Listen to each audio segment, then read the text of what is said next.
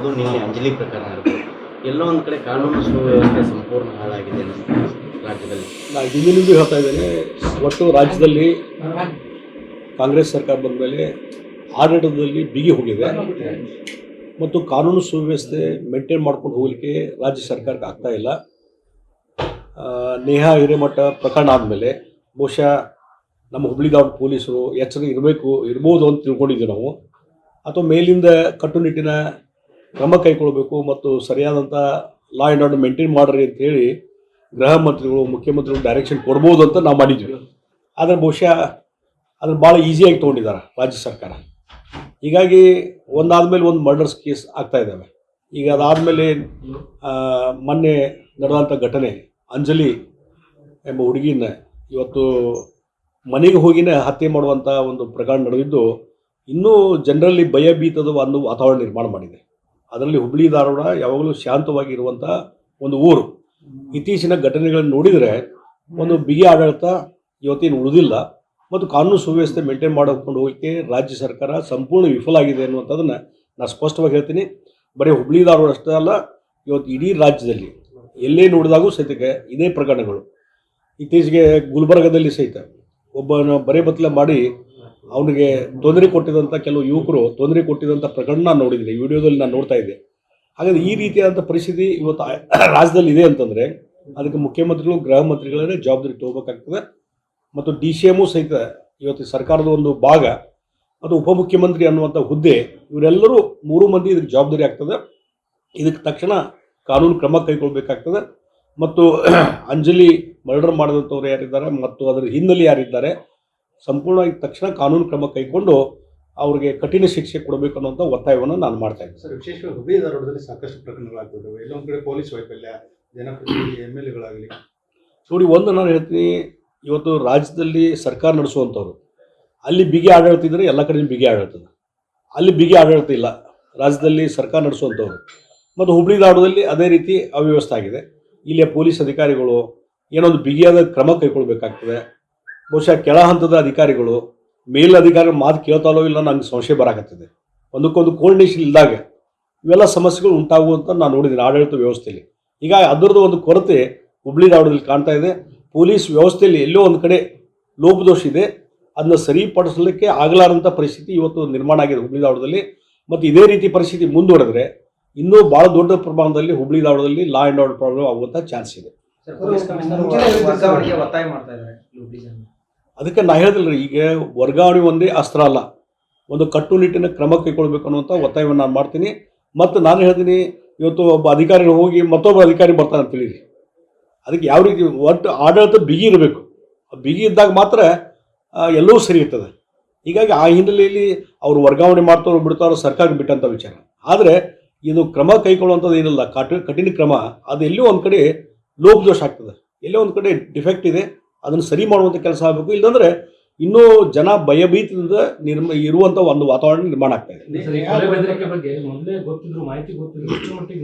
ಅಲ್ಲ, ಅದಕ್ಕೆ ನಾನು ಹೇಳುವಂಥದ್ದು ಎಲ್ಲೋ ಒಂದು ಕಡೆ ಕೋರ್ಡಿನೇಷನ್ ತೊಂದರೆ ಆಗ್ತಾ ಇದೆ ಅಂತಾನೆ. ಇವತ್ತು ಅವರು ಅಂಜಲಿ ಸಂಬಂಧಿಕರು ಹಿರಿಯರು ಹೋಗಿ ಪೊಲೀಸರಿಗೆ ತಿಳಿಸಿದ್ದಾರೆ, ಹಿಂಗೆ ಈ ರೀತಿಯಾದಂಥ ಒಂದು ಕೊಲೆ ಬೆದರಿಕೆ ಇದೆ, ಅದಕ್ಕೆ ನಮ್ಗೆ ರಕ್ಷಣೆ ಕೊಡಿ ಅಂತ ಹೇಳಿದಾಗೂ ಸದ್ಯಕ್ಕೆ ಇನ್ನು ಆಕಸ್ಮಿಕವಾದಂಥ ಘಟನೆಗೆ ಅದೊಂದು ಸಬೂಬು ಹೇಳ್ಬೋದು, ಇಲ್ಲ ಸಡನ್ ಆಗಿ ಆಯಿತು ಅನ್ನುವಂಥದ್ದು.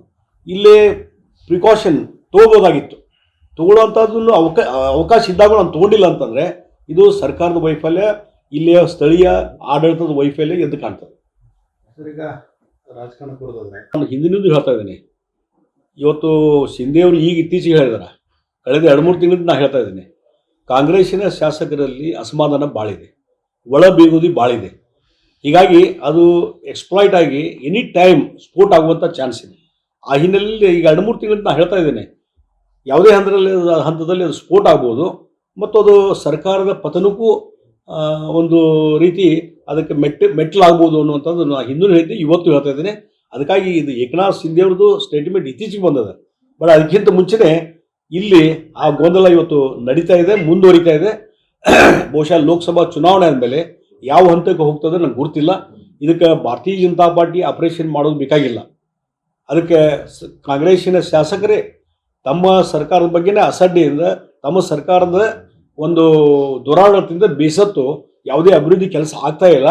ಆ ಹಿನ್ನೆಲೆಯಲ್ಲಿ ಕಾಂಗ್ರೆಸ್ಸಿನ ಶಾಸಕರೇ ಸರ್ಕಾರ ತೆಗಿತಾರೆ ಹೊರತು ಭಾರತೀಯ ಜನತಾ ಪಾರ್ಟಿ ಅದಕ್ಕೆ ಏನೂ ಬೇಕಾದದ್ದು ಮಾಡಬೇಕಾದ ಅವಶ್ಯಕತೆ ಇಲ್ಲ ಅಂತ ನಾನು ಹೇಳ್ತೀನಿ. DCM, CM ಸತೀಶ್ ಜಾರಕಿಹೊಳಿ ಹಲವಾರು ಬಣಗಳಾಗಿದೆ. ನೋಡಿ, ಒಂದು ಈ ಒಳಗಾಗಿ ಈಗ CM DCM ಕ್ಲಾಶ್ ಇದ್ದೇ ಇದೆ, ಇನ್ ಫೈಟಿಂಗ್ ಇದ್ದೇ ಇದೆ.